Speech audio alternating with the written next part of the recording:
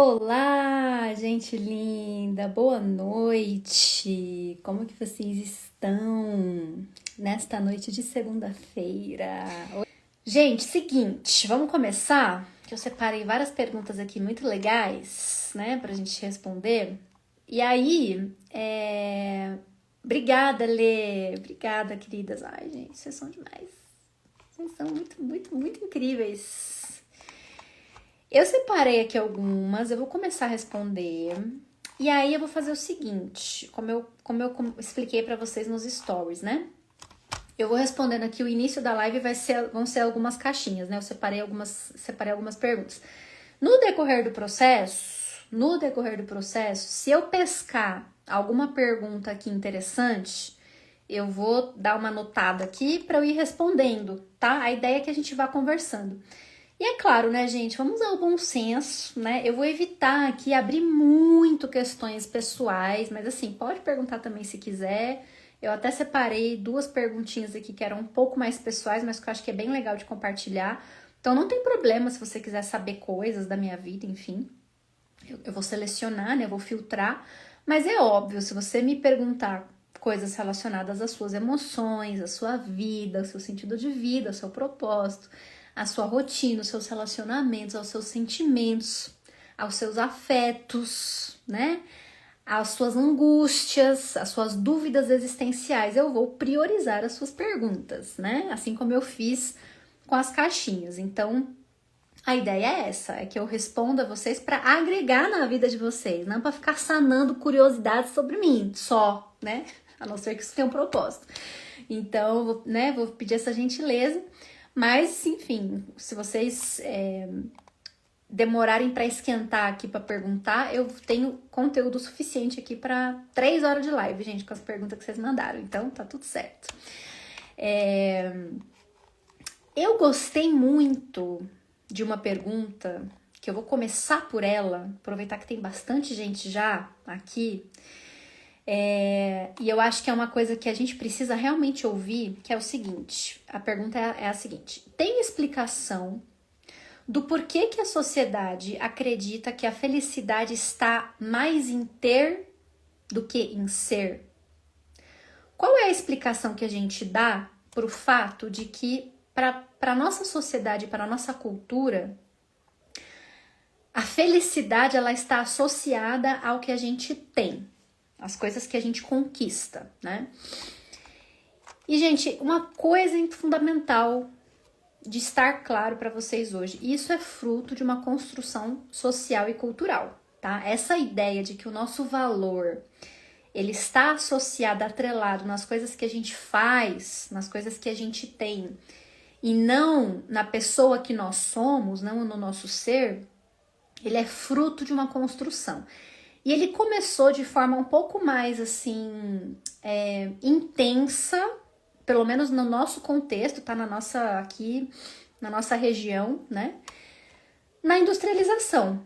Então, na industrialização, no processo de industrialização, a gente foi treinado, a gente foi ensinado a medir o nosso valor a partir daquilo que a gente produz.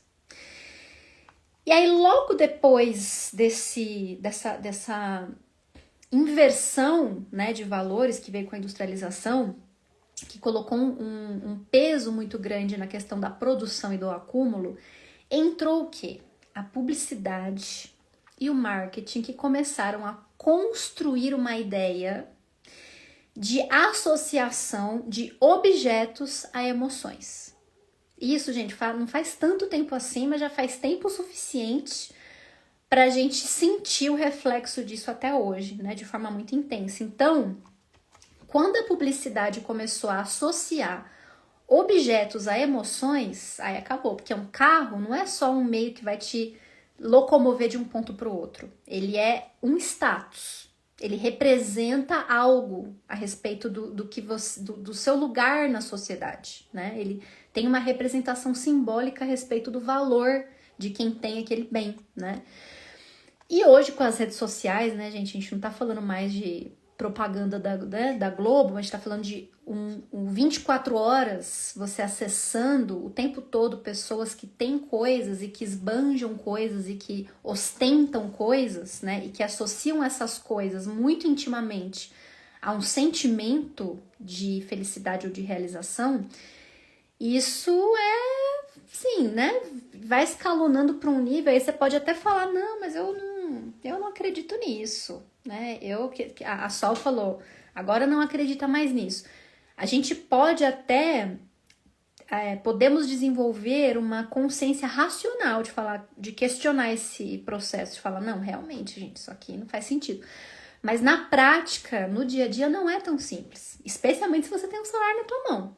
Você sabe do que eu tô falando, que o consumismo e a necessidade de consumo, ela afeta todo mundo, né? Afeta eu, afeta você, porque o quanto a gente consome, o consumo alheio, não é natural para nossa, né, para nossa constituição enquanto seres humanos.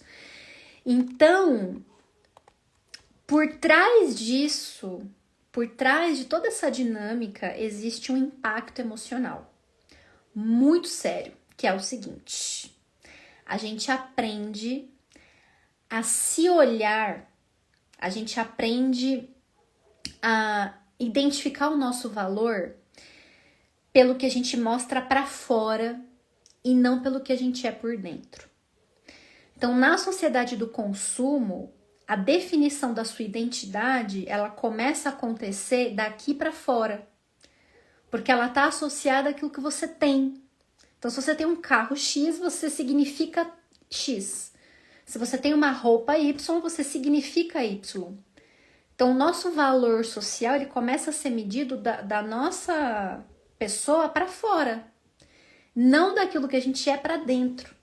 Esse é o principal prejuízo emocional que o capitalismo nos gerou, né? A associação de uma identidade às coisas. Só que, gente, isso gera um vazio, sabe por quê? Porque você sabe, né? Essa é a história, esse é um clichê básico, que é isso. As coisas, elas têm prazo de validade para nos transmitir a sensação de satisfação e de prazer. Então, você vai comprar aquilo que você quer, o seu objeto de desejo. Você vai sentir, sim, uma euforia inicial por ter adquirido aquilo, que rapidamente irá cair, e aí você vai buscar outra coisa para satisfazer, né? E aí isso vira uma busca sem fim por satisfação. Exatamente, Gabi, é exatamente o preenchimento de um vazio. Na verdade, o consumo, né, ele começa a ficar cada vez mais bizarro, gente, porque ontem eu vi um vídeo que uma moça que eu sigo compartilhou, bizarro, que é de uns objetos, assim, por exemplo, era um negocinho, parecia uma bexiga, um negocinho de plástico, assim, que uma mulher soprava num canudinho, aí enchia uma bolinha, assim, que ela grudava no corpo e depois estourava essas bolhas, tipo, uma coisa meio sensorial, assim, né? Bem infantil e sensorial. Eu não estou dizendo que a gente não deva buscar satisfações e experiências sensoriais, muito pelo contrário, gente, mas quando isso tá muito intimamente associado à necessidade de consumo, isso é um reflexo de um vazio existencial tão profundo que a gente fica desesperadamente buscando prazer nessas bizarrices, né? Nessas coisas assim, inúteis da vida. Como, por exemplo, esse vídeo que eu achei bizarro, gente. A menina soprava um canudinho, parecia uma bola de chiclete, que ela colava no corpo e depois estourava. E aí os comentários das pessoas falando, meu Deus, isso é muito satisfatório. Meu Deus, isso é muito... Eu fiquei olhando aquilo e falei, gente, as pessoas, elas estão buscando satisfação em umas coisas muito bizarras. E isso, pra mim, é totalmente reflexo, como a Gabi, acho que Gabi também, se eu não me engano, comentou aqui, de um vazio existencial. Então, se a sua vida não tem base de sustentação verdadeira, o seu erro, né, a sua tendência vai ser cair no consumo para tentar suprir isso de alguma forma, né? Só que, gente, uma coisa importante de lembrar que isso não é regra, não. A gente vive hoje numa sociedade, né, moderna, capitalista, ocidental, mas não foi sempre assim e não é assim em todo lugar. Então, primeiro que isso é recente na nossa história, e segundo que existem várias comunidades, né? Se a gente for pensar em povos, várias comunidades indígenas, hoje, né? Se a gente for pensar hoje, eu consigo pensar, assim, várias linhas aí, vertentes e formas de pensar, comunidades, né? Que vão definir o seu valor e a sua identidade.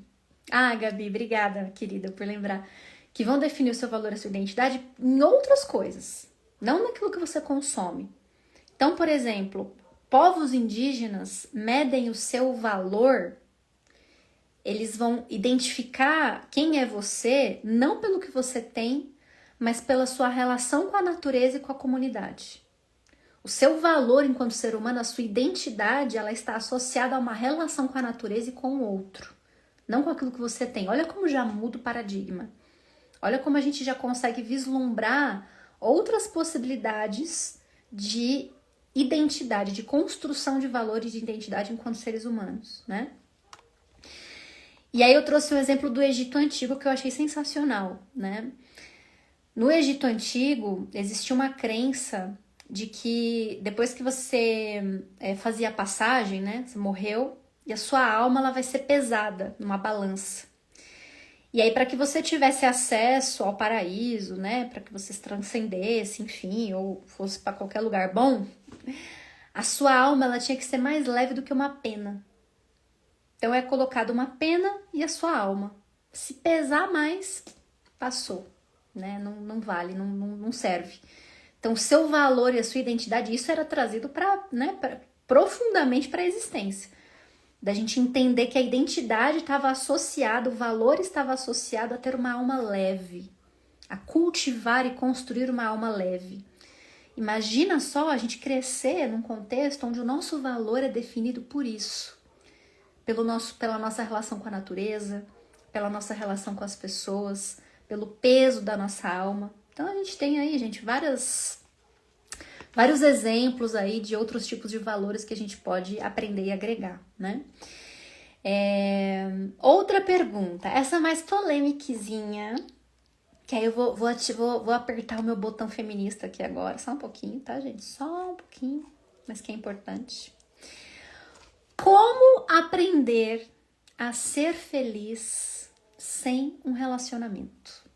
Sem um relacionamento. E aí isso serve mesmo que você esteja em um, porque você não sabe o dia de amanhã, né? Coisas podem acontecer. Quando a gente fala sobre o outro, a gente nunca tem controle, a gente não tem controle sobre o outro. O outro, ele tem a vida dele, né? Ele tem as escolhas dele, as questões dele, as emoções dele, né? Às vezes nem é só por uma questão de escolha, gente. Acidente acontece, né? Problemas acontecem. Então, às vezes não é nem só por uma escolha, às vezes é por coisas da vida. Mesmo que você tenha uma relação, é importante você saber como que você consegue construir a sua felicidade, a sua satisfação sem depender de uma, né? Vamos colocar aqui o primeiro ponto. Vou falar pra você, mais pra mulher nesse primeiro momento, depois eu vou falar de forma mais generalista, mas assim, esse é um tema que pega muito mais pra nós. Os homens, gente, em geral, existem vários homens com dependência emocional, que também não gosta de ficar sozinho, não consegue ficar sozinho. Tem, gente, existe vários. Mas assim, a mulher, quem nasce biologicamente como mulher, quem se identifica como mulher, eu vou contar um negócio pra vocês, muito sério. Você já nasce predisposta a ser dependente emocional. Você já nasce predisposta a ser dependente emocional. Se você deixar correr solto, se você não olhar com atenção para esse aspecto da sua vida, você vai muito provavelmente se tornar uma mulher dependente emocional. Porque a gente já nasce com esse botãozinho ativado. Sabe por quê? Por quê? E esse é um dos motivos, gente, que eu fui migrando da psicanálise pro Jung, tá? Esse é um dos principais motivos. Porque a psicanálise, acho que ela ainda tá muito voltada pro indivíduo, né? O Jung, ele já consegue trazer um olhar mais amplo para entender que a cultura e a sociedade, ela vai interferir nas suas emoções. Então, se você é mulher e você nasce numa cultura patriarcal que te ensina desde antes de você nascer que o seu valor enquanto ser humano, ele está associado a ser de alguém, a ser esposa de alguém, a ser parceira de alguém, a ser namorada de alguém, a ter um homem do teu lado para te validar. E, gente, por mais que hoje a gente racionalmente, você tem um pouquinho de consciência, você sabe que isso é uma tremenda barbaridade. A gente sabe racionalmente e conscientemente disso. Ninguém hoje vai afirmar isso, né? Ninguém vai, a não ser os Red Pill da vida, mas assim, se a pessoa tem um mínimo de senso, né, de existência de si mesma e do mundo, ela não vai sair dizendo por aí que a mulher só vale se ela tiver um homem do lado. Ninguém fala isso abertamente. Mas essa ideia, ela paira no nosso inconsciente coletivo. Ela paira na nossa ideia, na nossa percepção mais sutil a respeito de nós mesmos e da sociedade e da vida. Sabe por quê? Deixa eu contar um negócio pra vocês, alguns fatos. Vocês têm noção, gente, que até 62, eu nasci em 92. Fico pensando, 30 anos antes de eu nascer, foi ontem, né? Ontem, gente. 62 foi ontem. A gente ainda precisava de autorização do marido para viajar. A gente precisava de autorização do marido para trabalhar, para ter uma conta bancária. Tem o voto feminino, gente, chegou no Brasil em 1932. Só em 71 que a gente começou a votar na Suíça e em vários outros países pelo mundo. Até pouco tempo atrás, o casamento, ele era... Gente, mas quando eu falo pouco tempo, é tipo menos de 50 anos, tá? Menos de 50 anos. O casamento era uma transferência de tutela. Então, literalmente, por que você acha que até hoje as mulheres pegam o sobrenome do marido, né? Quando eu casei lá atrás, né? Já casei, mas separei, mas uma coisa que eu falei, gente, não faz sentido nenhum. Eu fui mudando várias coisas já. Eu nem tinha a cabeça que eu tenho hoje, mas eu já fiz várias coisas diferentes. Falei, não vou pôr o nome, gente. Você vai pôr o meu? Por que eu tenho que pôr o seu? Porque antes isso era colocado porque você antes tinha o sobrenome do seu pai, então você era propriedade dele, e agora você vai ter o sobrenome do seu marido, porque agora você é uma propriedade do seu marido. Né? Então, aí isso vai se perpetuando. Aí vai com aquela cena ridícula. A gente desculpa aqui quem fez, quem acha bonito, tá? Não tô julgando não, porque eu sei que isso é herança cultural. E às vezes a gente vai fazendo isso sem reflexão, né? Mas essa cena, por exemplo, do próprio casamento, é tudo muito simbólico. Do pai entregando a filha pro marido. Gente, da onde vocês acham que isso vem? Vocês acham que isso é reflexo do quê? Né? Eu já questionava isso desde antes, mas se a gente for parar para refletir o quanto a gente vai só reproduzindo essas coisas, né? Que tem um significado que vem muito antes e que repercute essa ideia, reforça essa ideia coletivamente de que o nosso valor enquanto mulher só existe estando ao lado de alguém. Só que assim, gente, como que a gente faz para se livrar disso? Primeiro é ter consciência. Então, o primeiro passo é sacar essa parada aí, de que você foi criada nesse contexto, de que a nossa sociedade gira em torno dessa lógica, que por mais que ninguém admita isso hoje assim abertamente, claramente, mas isso paira no nosso inconsciente coletivo e isso vai influenciar a maneira como você se vê, né? Não é à toa que tem várias mulheres frustradíssimas na vida, por acharem isso, que a felicidade está associada a uma relação. Gente, isso é a coisa mais comum do mundo. Enquanto boa parte, a maioria dos homens estão lá trabalhando, fazendo dinheiro, ganhando a vida, sendo feliz, indo atrás dos próprios sonhos, viajando, né? Se tem mulher, se não tem, tá tudo bem, né? O foco da vida não gira em torno disso. O foco da vida do menino, desde que ele nasce, é direcionado ao trabalho. E a mulher, desde que a gente nasce, é de ter um homem, é de ter um relacionamento. Os meninos brincam de tudo que vocês podem imaginar. A gente brinca de casinha. Né? Então, são vários condicionamentos, gente, que vão reforçando essa ideia. Então, primeiro que por isso que é importante, eu trouxe esse contexto para deixar claro que não dá para deixar correr solto. Não dá para você deixar a coisa assim, ó, ir andando, porque você vai cair na dependência automaticamente, por conta de todo esse contexto que te cerca, que vai influenciar você querendo ou não. concordando ou não, toda essa construção, desde que você é criança até hoje, né, sendo reforçada várias vezes, não só pela sua família, mas por tudo ao seu redor, pela TV, pelas músicas, pelas pessoas, né? Não dá para deixar correr solto. Então a gente tem que sacar o nosso contexto para a partir daí você tomar uma decisão ativa e consciente na sua vida de fazer o quê? Você vai começar a construir outros pilares de satisfação. Outros pilares de prazer. Você não pode depender de alguém para ter prazer e para ter alegria na sua vida. Não pode, não pode. Você precisa aprender a construir isso de várias maneiras. Então imagina, né? Imagina assim, ó, sei lá, uma cadeira. 4 pés tem a cadeira. Se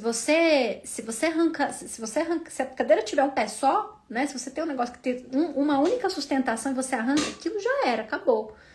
Mas se você tem vários pilares, né? Se de repente um desmorona, dá uma balançada ali, mas você ainda fica em pé, né? Você tem aonde se sustentar.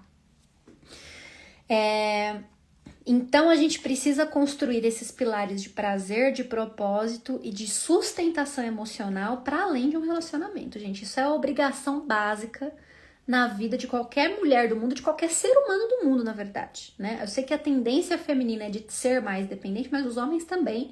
Tem muito homem dependente emocional, de uma forma diferente, porque a expressão da dependência masculina, em geral, é um pouco diferente, mas serve também da mesma forma, né? Da mesma maneira. Isso não significa a gente negar, né, o amor romântico, não significa não estar aberto a isso para a vida, muito pelo contrário. Eu vejo que quanto mais eixo interno você constrói por conta própria, quanto mais fortalecidos são os seus pilares de prazer, de satisfação e de realização para além da relação, em geral, mais gostosa fica a relação. Porque ela vai estar num lugar de troca, não de dependência. Eu tô aqui para trocar e para crescer, para construir com você aquilo que eu sou e vice-versa, né? Eu não tô depositando em você a necessidade de me satisfazer o tempo todo, né? Carol, a dependência emocional masculina, ela normalmente não necessariamente sexual, tá? Eu acho que até essa coisa, essa ideia, né, de que o homem gosta mais de sexo, ela também, não sei, acho que isso também é mais cultural do que qualquer outra coisa. Mas eu acho que assim, os homens, eles têm uma questão. Eles não falam sobre sentimentos, eles não falam sobre emoções. A maioria, tá? Claro que tem muitos que falam sim, mas a maioria não entra nesse lugar. E aí o que acontece? O único lugar da vida deles que eles têm mínimo acesso a falar de emoções, falar de sentimentos, a se vulnerabilizar é numa relação amorosa, é numa relação afetiva. Então, eles depositam tudo na parceira. Toda essa carga, essa necessidade está tudo na parceira. E aí quando essa mulher vai embora, que normalmente é a mulher que vai embora, quase sempre, né? Aí ele se desespera, aí desestabiliza, né? Porque não tem pra onde correr. E aí, por isso, inclusive, existe um mecanismo também bem comum, né, nas relações, né, entre masculino e feminino. A mulher, geralmente, a gente está... Não é isso que eu tô falando, é regra, tá? Tem exceções. Tem exceções de todos os lados, tá, gente? Não peguem isso aqui que eu tô falando assim como verdade absoluta, xiita, né? Não é essa a ideia. Eu tô falando assim, tendências, tá? Tendências, por uma questão cultural. A tendência da mulher, quando ela está numa relação, ela de fato depositar tudo dela ali. Então, normalmente, a tendência da mulher é se blindar de todas as outras possibilidades, pelo menos no início, e se dedicar àquele parceiro, porque ela tá ainda trabalhando essa ideia, né, de que ela precisa ser validada, de que o valor dela tá associado naquilo. Então ela fica ali e ela vai tentar valorizar e, né, manter aquilo. O homem, por sua vez, tem uma tendência, tá? Não é uma regra, mas ele tem uma tendência. Mesmo estando numa relação, ele não fecha todas as portas, não. Ele deixa as portinhas ali, ele pode não trair, né? Não necessariamente ele vai trair ou ele vai fazer alguma coisa com isso. Mas emocionalmente, ele deixa essas possibilidades ali pairando no ar, porque na primeira, se ele se deparar sozinho, ele tem pra onde correr. Já que a parceira costuma ser o único lugar onde ele consegue expressar emoções e se vulnerabilizar, ter acesso ao mínimo de humanidade, né, possível. Então isso é inconsciente, tá, gente? Muitos nem fazem isso conscientemente, mas é um mecanismo muito comum, né?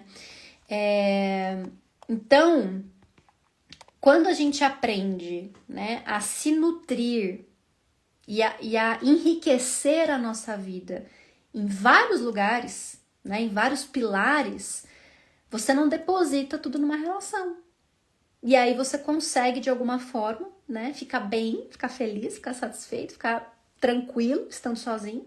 E aí, se surgir a oportunidade de troca, essa troca ela é muito mais genuína, muito mais profunda e muito mais rica, porque ela não vai partir de um lugar de dependência, né? Ela parte de um lugar de realmente querer trocar, não querer sugar do outro aquilo que você precisa, né? A sua alegria, a sua satisfação. Então, a maneira como a gente pode ser feliz sem um relacionamento é ativamente tendo consciência do contexto onde nós estamos, tendo consciência da nossa tendência a desenvolver uma dependência emocional e desenvolvendo, construindo com riqueza os pilares da nossa vida de prazer para além do outro, né?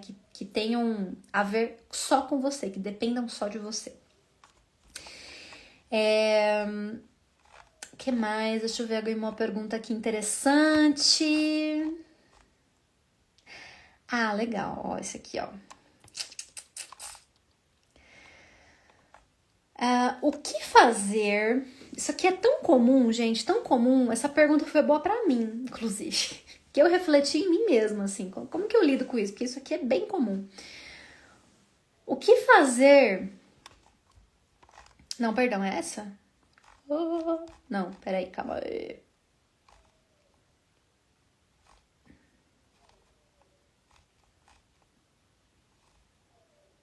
Ah, aqui, essa aqui.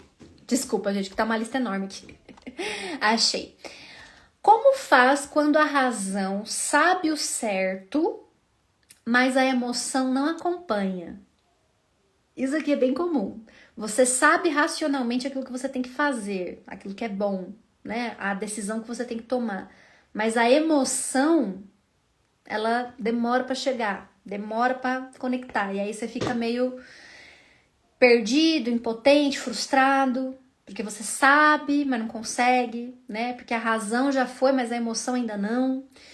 Como que a gente gerencia isso? Como que a gente lida com essa tensão interna? Isso é muito comum. A gente foi educado, gente, primeiro, mais uma vez, né? Hoje eu tô macetando a nossa cultura.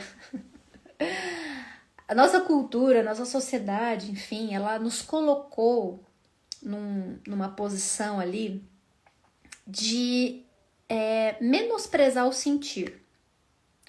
Ou de achar que as emoções são inseguras, são mais instáveis, não são tão confiáveis assim quanto a razão. Eu lembro de uma paciente que ela sempre trazia esse conflito. Ela falava assim, mas a minha razão fala uma coisa, a minha emoção fala outra. E ela sempre trazia isso colocando a emoção num lugar pejorativo, até infantilizado. A gente tem uma tendência a encarar as nossas emoções, o que a gente sente, os nossos afetos, como... não é tão importante assim, não. Imagina, a razão é... Óbvio que eu vou confiar na minha razão, gente. Por que eu deveria confiar na emoção? Ela é tão traiçoeira, né? Você consegue identificar isso dentro de você? Essa verdade incrustada, que não é uma verdade, mas que tá aí, né? Interferindo nesse conflito entre essas duas coisas, né? Só que a emoção, gente, ela não vale menos do que a razão. Muito pelo contrário. Ela é uma linguagem legítima da sua psique. E ela é tão necessária, tão importante, e se não até mais importante do que a sua razão e do que o seu pensamento. A razão, ela vai trazer clareza de direção. Então, quando você tem um pensamento racional, você consegue ter mais clareza a respeito do que você tem que fazer. Isso é função da razão. Só que a emoção é o que vai dar corpo, é o que vai dar forma, é o que vai gerar energia para que você consiga colocar em prática. Então, se você sabe racionalmente, mas a emoção não está conectada, é como se você não tivesse preparado o terreno, né? Um terreno assim, ó, favorável e fértil, para que essa razão estivesse conectada a uma emoção, porque a emoção é o que vai ser a energia para você agir. Então, como que você vai agir sem emoção? Sendo que ela é justamente o que vai te dar energia, movimento e corpo para sua decisão. Então, gente, a gente tem que aprender primeiro a validar o que a gente sente. Eu lembrei até agora de um outro caso, de uma outra paciente, que era um conflito que ela tinha interno, bem importante a respeito do trabalho. E aí ela falava assim, eu não estou feliz no meu trabalho, mas eu não consigo encontrar um motivo concreto para justificar essa infelicidade. E aí, por conta disso, ela ficava insegura de fazer o movimento de mudar, porque ela não tinha uma explicação racional, era simplesmente um sentir. E aí parecia que aquilo não era suficiente, que ela tinha que ter uma explicação racional. E aí o trabalho nesse sentido foi identificar o valor do sentir. Porque o que você sente é o que você é. Compõe o seu ser. Você não é só o que você pensa. Você é também e principalmente o que você sente. Então, quando a gente aprende a desenvolver um espaço de coerência interna, para a gente pelo menos tentar fazer com que essas coisas caminhem com mais harmonia, a gente ganha um potencial de ação que é de outro patamar. Porque já não é mais uma ação só racional, mas ela está conectada a um sentido mais profundo, que é o motor propulsor para que você possa de fato agir, né? Então, esse alinhamento, ele vai acontecer quando a gente reconhece que não basta só saber, que a nossa experiência enquanto seres humanos é uma experiência completa, que inclui o saber e o sentir ao mesmo tempo, né? A gente não precisa convencer a emoção a obedecer a nossa razão, entendeu? A gente não precisa convencer, de falar, meu Deus, a emoção respeita o meu pensamento racional, pelo amor de Deus, não. Deixa eu considerar aqui qual é a minha razão e o que eu tô sentindo. Deixa eu tentar encontrar um espaço de convergência aqui para esses dois elementos na minha vida, né? O que cada um deles está querendo me dizer? O que cada um significa? Isso é ter uma vida mais integrada. É quando você aceita, valida e reconhece aquilo que você sente, não só o que você pensa, tá? Perguntaram a minha idade, gente, eu tenho 33 de corpo, mas eu tenho certeza que minha alma é um pouquinho mais velha. Não tenho dúvidas disso. Esses dias eu comentei com o Pedro que eu vi eu vou fazer 33 daqui um mês. Eu tava comentando com ele que eu vi, agora que eu me gravo muito, né, por conta do Instagram, eu vejo alguns vídeos meus e aí eu descobri, gente, que eu tenho uns trejeitos assim, ó, de velho, de idosa, entendeu? Tem umas coisas que eu faço, que eu me observo no vídeo, coisa assim, ó, que é de gente que é de idosa, entendeu? Então, assim, eu sei que eu já tô carregando isso há um tempo.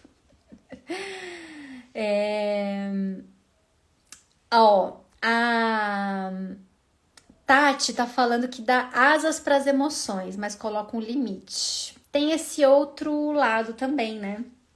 Às vezes a gente é muito emocionado, então por mais que a gente viva numa cultura que não valoriza muito, mas se você também é muito emocionado e não tem o pezinho no chão e não desenvolve o pensamento racional, também pode ser um problema, porque você vira uma pessoa impulsiva demais, né? Muito impulsiva, muito ou reativa. Então tudo é uma questão de equilíbrio, gente. O self, que é o nosso centro, não é à toa que ele tá no meio, que ele representa o centro, a totalidade de tudo. Porque o segredo da vida é esse, a gente vai estar sempre As circunstâncias e a própria vida, ela vai criar tensão para te jogar para um lado, te jogar para o outro, e a gente vai tentando cada vez mais encontrar o caminho do meio, né? Alguém perguntou aí de ayahuasca. Se sobrar tempo no final, eu respondo, tá? Prometo, se sobrar um tempinho.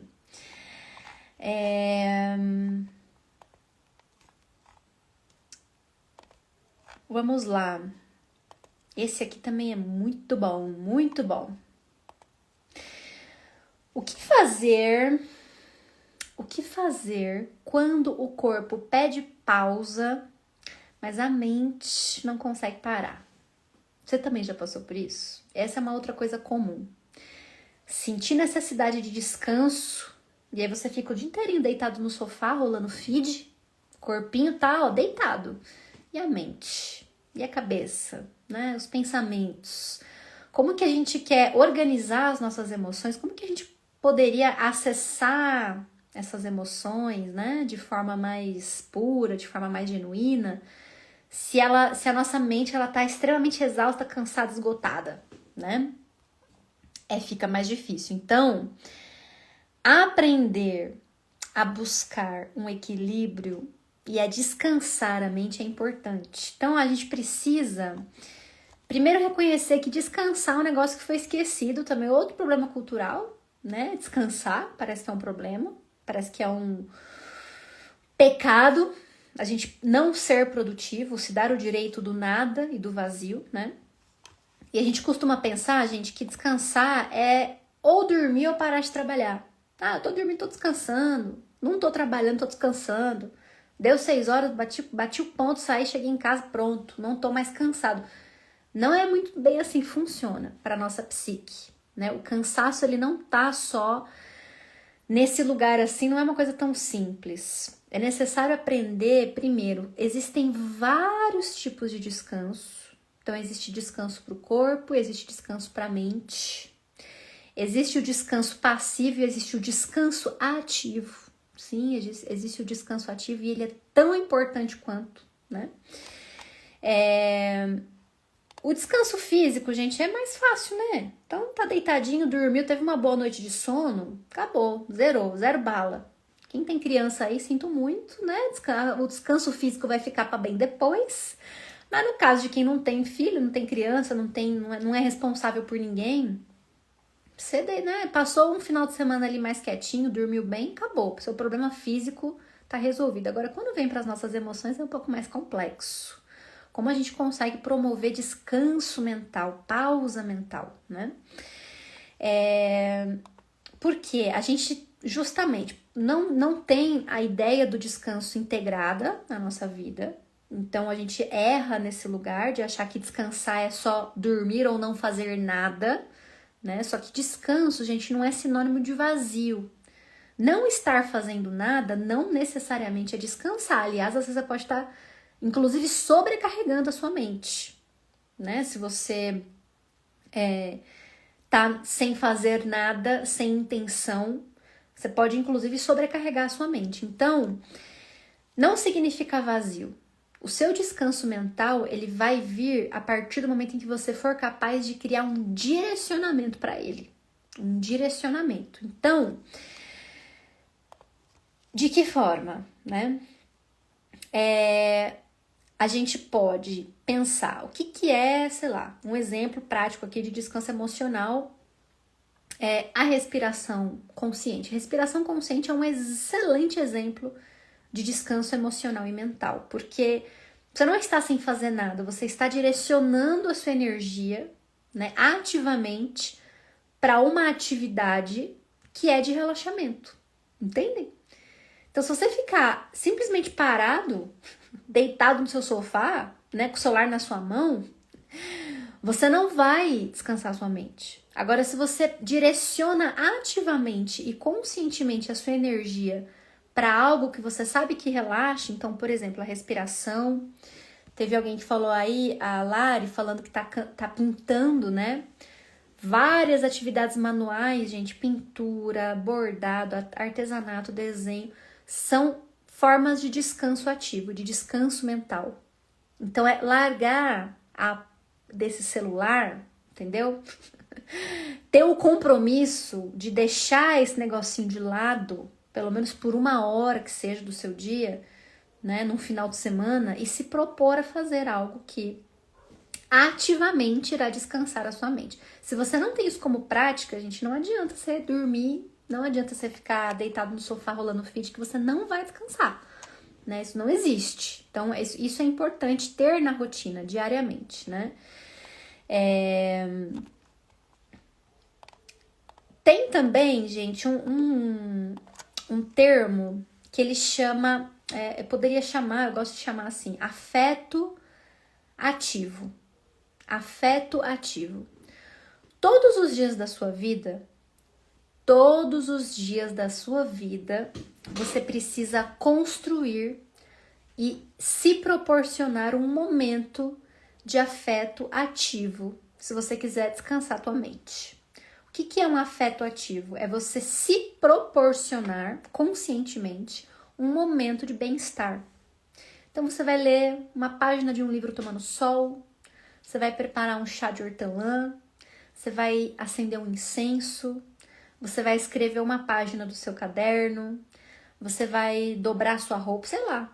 Você vai se proporcionar conscientemente um momento do seu dia de afeto ativo. Você vai se proporcionar bem-estar. Se você faz isso consistentemente, se você começa a integrar essa prática no seu cotidiano, aos poucos você vai experimentar o relaxamento mental. Aos poucos você começa a perceber que a sua mente de fato vai começar a descansar. Porque é um hábito, gente. Isso é uma coisa que você tem que trazer mesmo pro cotidiano, né? Isso alimenta a sua vitalidade. Isso alimenta a sua alma, alimenta a sua vida, descansa a sua mente, as suas emoções, né? Isso não é perda de tempo, gente. Então, passar um óleo aquecido no corpo. Amo! Eu comprei uma vela de massagem. Gente, eu vou dormir, eu acendo aquela vela, aí o quarto já fica, né, tipo, no climinha da vela, e aí eu jogo em mim, assim, ó, e me massageio antes de dormir. Fer, eu vou responder a sua pergunta, vou responder. Fazer uma automassagem, gente. Em breve vocês vão ter acesso a um material muito interessante para aprender a fazer automassagem. Ó, joguei aqui um mega de um spoiler de uma coisa muito legal que vai acontecer muito em breve, que vocês vão ter a oportunidade de aprender uma técnica de automassagem. Então, vários exemplos aqui de afetos ativos muito maravilhosos, né? Treinar pode ser um afeto ativo, sim, Alana, pelo menos assim, dependendo do que significa pra você, né? No meu caso, por exemplo, pra mim é muito, porque eu amo treinar, né? Às vezes a pessoa ainda não gosta, ainda tá aprendendo a gostar, e aí pode ser que ainda não seja. Então, se ainda não for pra você, você tem que ter outros, né? Na verdade, assim, a ação em si não importa. Você tem que identificar o que é que te dá bem-estar, o que te proporciona bem-estar. Então, se a atividade física para você ocupa esse lugar, a gente pode considerar um momento de afeto ativo. Claro, assim, gente, quanto mais a gente faz isso, mais expert a gente fica. E mais a gente vai incluindo esses momentos na nossa vida. Então, você já treina, mas você tá ainda se sentindo cansado emocionalmente, vai buscar outras opções, né? Vai aprimorar, afinar, desenvolver mais essa habilidade, porque ela é importante. Deixa eu responder a pergunta da Fer, deixa eu ver aqui. Quando a ruptura da máscara adotada contra a rejeição, quando eu era muito pequena, dando a sensação de que não houve o desenvolvimento do eu da identidade. Vamos lá, Fer, vamos ver se eu entendi a sua pergunta, né? Ai, adorei, cara, seu momento de afeto ativo, que é assistir a live e pintar as argilas. Amei! Manda foto pra mim depois no direct, que eu fiquei curiosa, que eu amo argila. Fer, você pergunta uma coisa importante, que é a nossa identidade construída na nossa história, né? A nossa identidade, ela sempre vai ser construída na nossa história, nas nossas relações, né? Nas nossas relações familiares. Então, o seu pai, sua mãe, as pessoas, as figuras principais que você teve como referência na sua infância, ao longo da sua vida, tem um papel muito importante na construção da nossa identidade. Só que a grande questão da vida, né? A grande graça da vida, na verdade, é que a gente não fica preso e condicionado a isso, a gente não precisa ficar, na verdade. Nós não precisamos ficar presos nisso para sempre.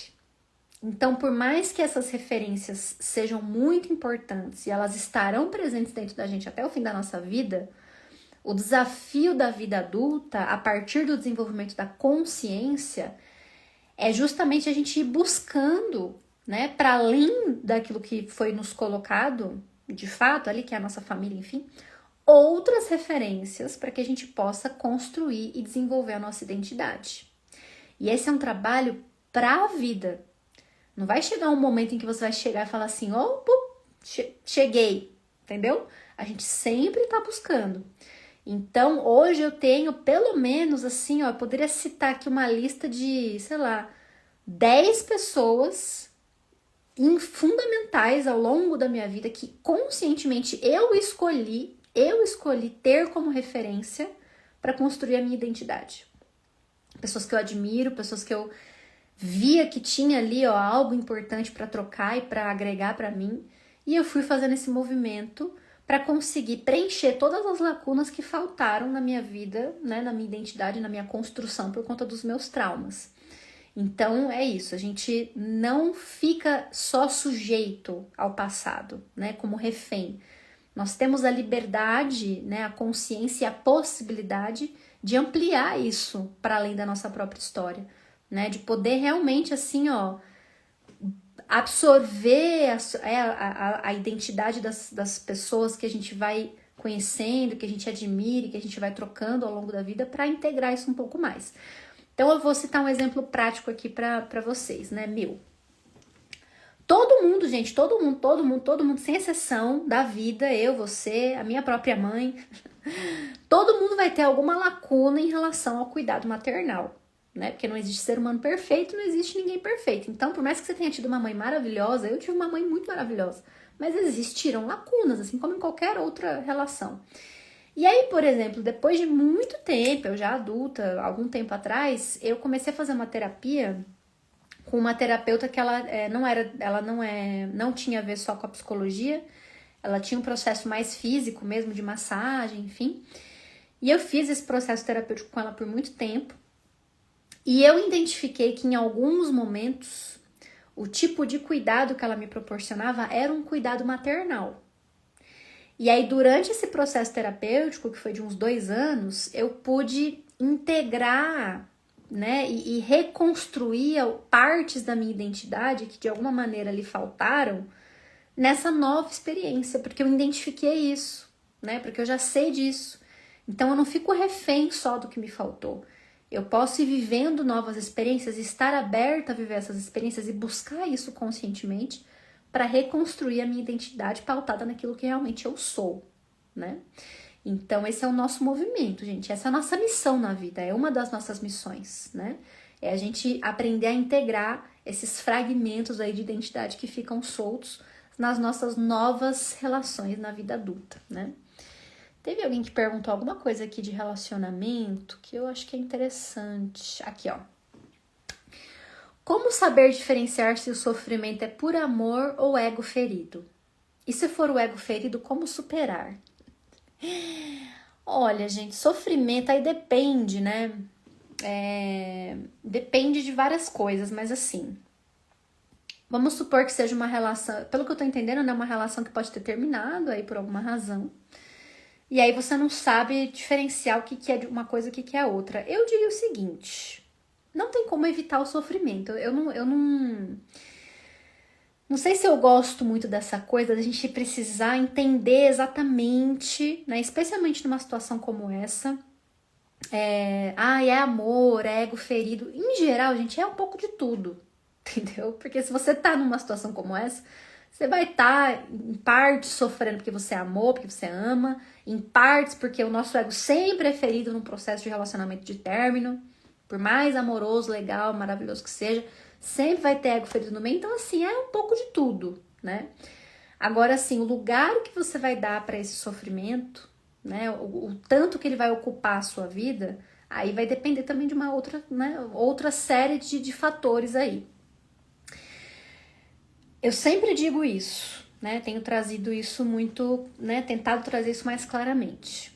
Da gente nunca ir por um caminho de tentar resolver o nosso sofrimento, de tentar eliminar o nosso sofrimento. A gente vai sempre por um caminho de dialogar com o nosso sofrimento, de tentar ouvir o que ele tem para nos dizer, entender a direção que ele está apontando, o lugar que a gente precisa olhar. Você acabou de passar por uma decepção, por uma situação que está te gerando sofrimento. Esse sofrimento vem para quê?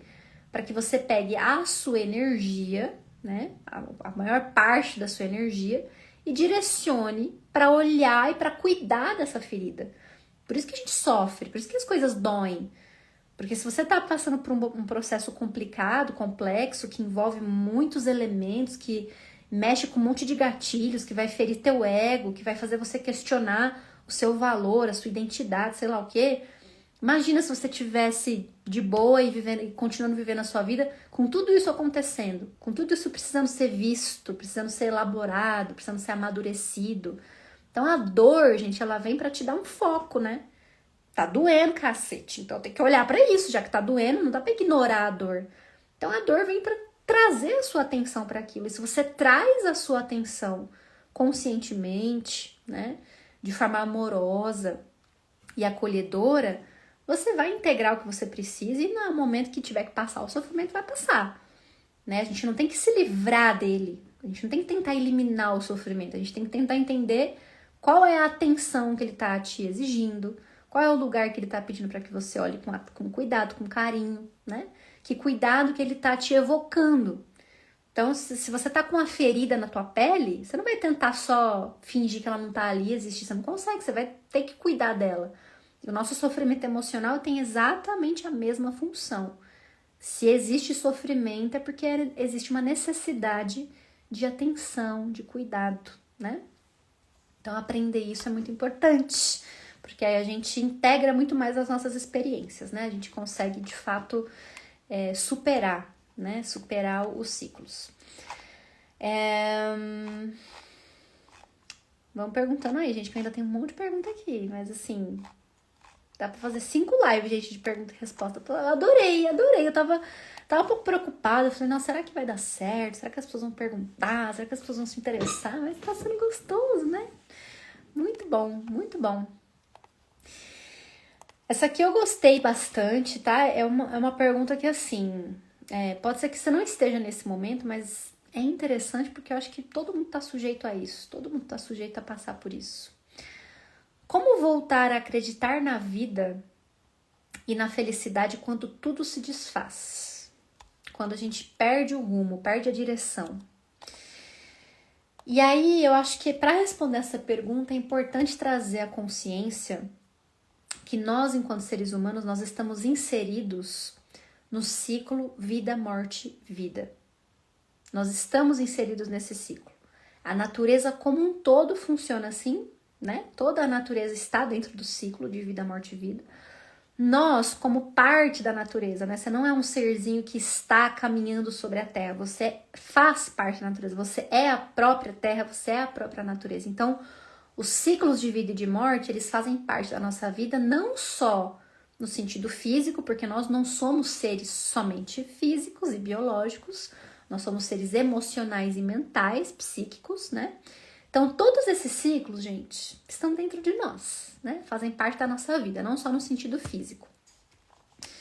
Então, emocionalmente, a gente também vai viver isso, né? E esse movimento é inevitável.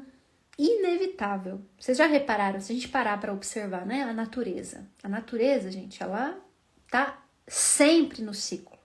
Sempre coisas nascendo, coisas se desenvolvendo, coisas morrendo, e essas coisas que estão morrendo estão dando origem a novas coisas, né? Eu já falei isso para vocês. Uma árvore, quando ela chega lá no seu ápice da vida, né? Ela vai viver lá e em algum momento ela vai começar a completar o seu ciclo.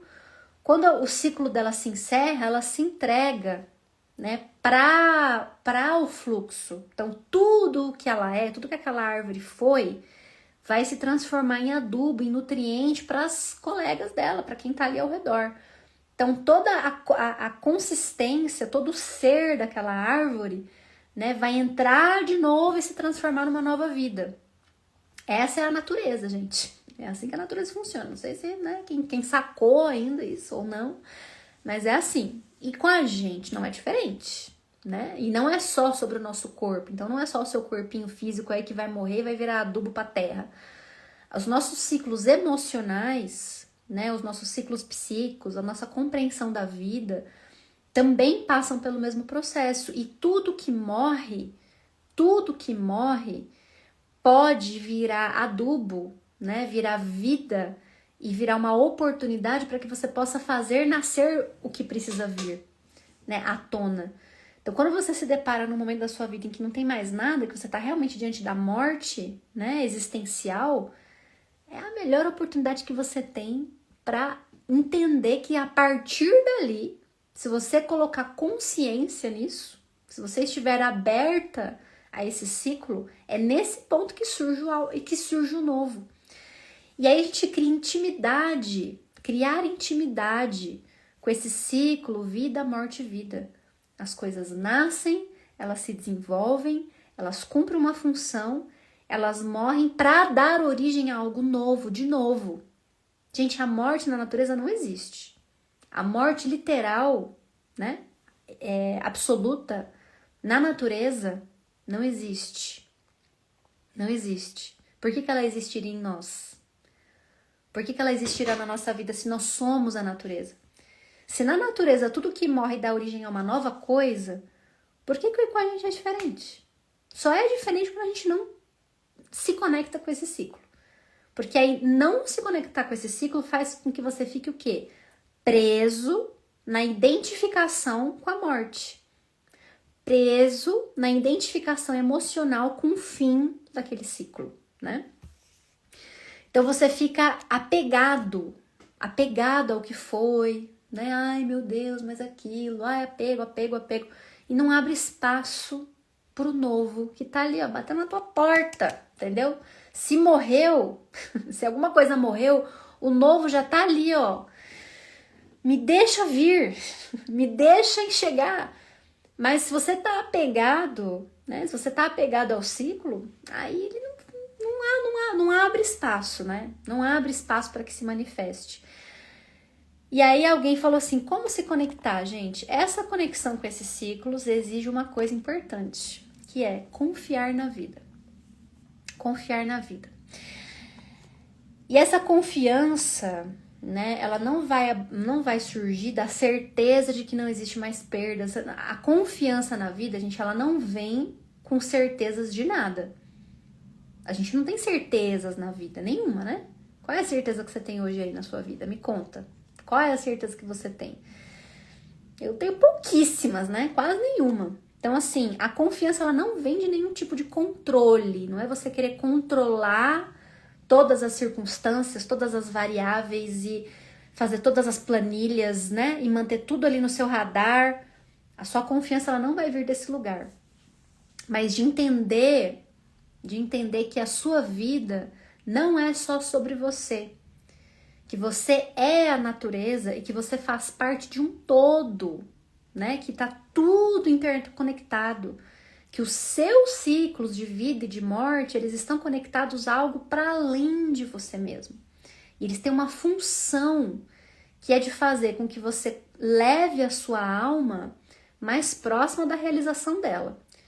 Então, se você está conectado com esses ciclos, se você está entendendo, se você está vendo eles acontecendo na sua vida, você está captando as mensagens que eles estão te passando ali, do que é que tem que morrer, do que é que tem que nascer, do que é que tem que ser deixado para trás, do que você tem que desapegar, do que você tem que abrir espaço. Aí você começa a confiar na vida. Porque você vai entendendo essa comunicação sutil que existe, tá, gente? Ela existe. Eu garanto para vocês que ela existe. Eu já compartilhei aqui várias experiências minhas de sincronicidade, né, que já me deram essa certeza de que eu não estou sozinha. Quando eu vivo uma experiência de sincronicidade muito profunda, assim, que eu já, né, dividi várias vezes aqui, várias com vocês, aí essa confiança na vida, ela vai se fortalecendo, porque você fala, caramba, eu realmente não estou sozinho. E esses ciclos que acontecem em mim, eles têm uma função de me conectar com o meu sentido de vida. E aí, se eu tô aberta a isso, né, não tem por que ter medo. Não tem por que ter medo da morte. A morte, de fato, assim, essencialmente, não existe. Não existe. Ela tá vindo só para te ensinar, só para te mostrar, só para te colocar diante da possibilidade de se realizar de verdade, né? Essa é a função dos ciclos na nossa vida. Alguém mais tem alguma pergunta, gente, que eu vou responder a última aqui, já são quase 9h30. Que eu acho que é uma pergunta interessante aqui, que é sobre disciplina, né? Que é um assunto que eu tenho falado bastante. E aí uma pessoa perguntou se não seria sufocante se cobrar demais. Então, qual é o papel da disciplina nas mudanças internas? Não seria sufocante se cobrar muito? A gente tem essa coisa, né, de associar a disciplina à cobrança, né, a uma exigência muito grande. Mas, gente, disciplina, ela não precisa ser inimiga do seu prazer. A responsabilidade não precisa estar contra o seu prazer e a sua satisfação. A gente pode integrar essas duas coisas no nosso cotidiano e na nossa vida, tá? Isso não é impossível de conseguir, não. Eu posso provar para vocês assim, ó, de fato, né, com o meu exemplo, de que a gente pode sim ter uma vida responsável. Eu trabalho para um cacete, se vocês querem saber, eu trabalho muito. Eu sou uma pessoa extremamente produtiva, né? Isso não é mérito, não. É porque eu consigo realmente, assim, hoje, né? Tenho conseguido e tenho muito o que desenvolver ainda, como todos nós temos. Mas, assim, o meu dia hoje, eu acho que eu não passo nenhum dia da minha vida sem realmente sentir alegria e prazer. Mesmo tendo sempre várias responsabilidades, vários compromissos, e sempre tendo coisas atrasadas, e sempre tendo pendência, assim como todo mundo tem, tá, gente? Tenho pendência, várias pendências, tenho várias coisas, procrastino também, entendeu? Todos os problemas que vocês têm, eu tenho também. Não tô isenta. Mas a questão é, independente disso, independente de todas as questões e os dilemas que todos nós enfrentamos, eu cheguei num ponto da minha vida em que eu achei um eixo em que eu consigo equilibrar a minha responsabilidade e o meu prazer, né? E a disciplina, ela entra aí. Se a sua disciplina, ela está conectada nesse fluxo, se aquilo que você sabe que é importante para você está conectado ao seu propósito, né, maior, que não é só sobre as suas necessidades egoístas, egóicas, assim, ó, que é só me agradar até o fim da vida, até morrer, né? Que você não existe nessa vida só para se agradar até morrer. Não é essa a sua função, né? A sua alma, ela vem para se realizar e ela espera isso de você. Ela espera que você abra espaço para que ela se realize, né? A disciplina entra nesse jogo aí. Entra como um recurso que a gente usa para sustentar as coisas que a gente sabe que são importantes pra gente, né? Nos momentos em que a gente, de fato, não consegue. Para mim, a disciplina, gente, ela é assim, ó, é uma carta na manga. Então, eu treino. Eu gosto de treinar é importante para mim, eu sinto prazer, eu vou. A disciplina, ela vai precisar vir no dia que eu não tô afim, no dia do frio, no dia que eu tô preguiça. Aí eu tenho que ter disciplina para falar, não, isso aqui é importante, eu tenho que ir. Mas não adianta, gente, eu querer ter disciplina todo dia. Se eu não tenho prazer no que eu faço, a disciplina, aí sim ela vira um fardo, uma culpa, aí ela vira sufocante. Se aquilo que é importante para você tá só na base da disciplina e na dureza. Agora, se você encontra prazer, se você encontra sentido, aí a disciplina entra no dia que precisa, entendeu? No dia que precisa sustentar, aí é ela que manda, tá? Nessa dinâmica, aí a gente consegue ter mais leveza, a gente traz a disciplina de uma forma prazerosa, de forma leve para o nosso cotidiano, porque ela é fundamental, né? O próprio Jung fala que o ser humano tem que conter, sim, a gente tem que conter um pouco do nosso desejo. Se você deixar o seu desejo correr solto, a gente não tem muito critério, né, egóico aqui do que é bom pra gente. Então, tem que pôr limite, sim, no desejo, né? A gente tem que aprender a fazer isso de uma forma saudável. Vou finalizar respondendo a pergunta da Luama, que é sobre o medo de se expor, lidar com as críticas e com os julgamentos alheios. E eu decidi, vou finalizar respondendo essa pergunta, porque esse é um problema, essa é uma questão que eu enfrento, né, com bastante frequência, por estar me expondo aqui diariamente, né, na internet, sendo uma pessoa introvertida, tá, gente? Porque não parece. Inclusive, eu tenho essa questão na minha vida, que é a seguinte: quando eu encontro gente que me segue, aqui na cidade acontece direto. Tô andando na rua, tô na feira, tô na bicicleta, ai meu Deus, eu te sigo. Às vezes a pessoa já até sabe que eu moro aqui, às vezes não. Às vezes a pessoa, né, gosta de natureza, vem conhecer a cidade e me encontra aqui na rua. Acontece. Eu sou introvertida. Então as pessoas me veem na internet e acham que eu vou tipo, uau, uhul, vem aqui, me dá um abraço, meu Deus. Não sou essa pessoa, gente. Eu não sou essa pessoa. Eu sou reservada, entendeu? Eu tenho ali o meu espaço, tenho o meu limite, eu demoro pra me sentir confortável com quem eu não conheço muito, né? Então na internet é uma coisa, na vida real eu tenho essa introversão. O fato de ser introvertida, no início, dificultou bastante a exposição pra mim, né? Porque é isso, assim, eu sempre fui introvertida, nunca fui uma pessoa que me expus muito. Então, eu sempre dei aula desde adolescente, então, assim, dar aula pra mim é uma coisa familiar, né? Porque eu cresci na igreja, dava aula na igreja desde pequenininha. Então, falar pra mim da aula, falar da aula, é ok. Agora, a exposição é melancólica, eu sou melancólica, pô, exatamente. Agora, a exposição, de fato, ela foi sendo construída. E assim, pra mim não teve outro caminho que não foi fazer. De fato fazer mesmo, né? Então, começar a encarar essa exposição real, assim, e começar a lidar com as críticas e deixar essas críticas virem e encaminhar elas, né? Tipo, vem, eu sei que ela tá ali, eu escuto, eu sinto, às vezes me incomoda mais, às vezes incomoda menos. Eu deixo ela, né, permanecer ali o incômodo do tempo que tem que ser e passa, né? E deixo sair. E eu percebo que quanto mais eu faço, mais tranquilo fica. Porque aí você vai vendo que no final, a gente, não muda nada. Entendeu? Não muda nada. O que a pessoa pensa ou não em relação a você. Amanhã eu vou falar uma coisa que me ajuda, tá? Me ajuda muito isso. Muito. É eu tentar me colocar na perspectiva da pessoa. De pensar assim, ela nem sabe quem eu sou. Eu não importo pra ela.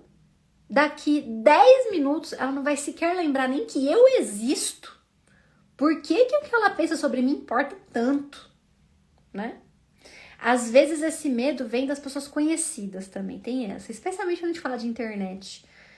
Eu, vou ser sincera, eu nem pensava. As pessoas que que me conhecem, né? Tipo, vão me ver falar, ai, que vergonha alheia, né? Ai, que vergonha. Meus amigos, minha família, né? A galera lá, sei lá, da escola, vai ver que eu tô me expondo. Eu lembro que eu fui me dar conta disso, eu fui me dar conta que eu tava me expondo para as pessoas conhecidas, né? Depois que eu comecei a trabalhar com a internet, meses depois. Eu nem pensei. Eu acho que isso me protegeu tanto, gente. Eu nem pensei, sabe? Eu nem passava, nem passava pela minha cabeça. Porque pra mim, de fato, naquele momento não importava, né? Então, eu acho que é isso. Tem que fazer, tem que se expor pra ir aprendendo a lidar com essas críticas de uma forma mais natural. Acho que não vai ter um momento assim, acho que é difícil chegar no momento que você fala, nossa, foda-se, não vou ligar pra nada, né? Tipo, tô nem aí. Porque a gente é ser humano, alguma coisa sempre acaba afetando, né? Mais ou menos. Mas acho que de uma forma geral é entender que assim, a sua realização não pode ser menos importante do que a opinião das pessoas. Então, assim, a opinião das pessoas não pode valer mais do que a sua realização. Seja de quem for, seja de quem for. Hoje mesmo falei para uma paciente, falei, se você fala isso para sua mãe, que é uma pessoa importante para ela vai minar a sua confiança. Você quer que a sua confiança seja minada em relação a isso? Né? Então, às vezes é uma pessoa que a gente ama muito, né? Que quer muito o nosso bem, no fundo. Mas a opinião de ninguém tem que ser maior ou mais importante do que a sua vida e do que a sua realização.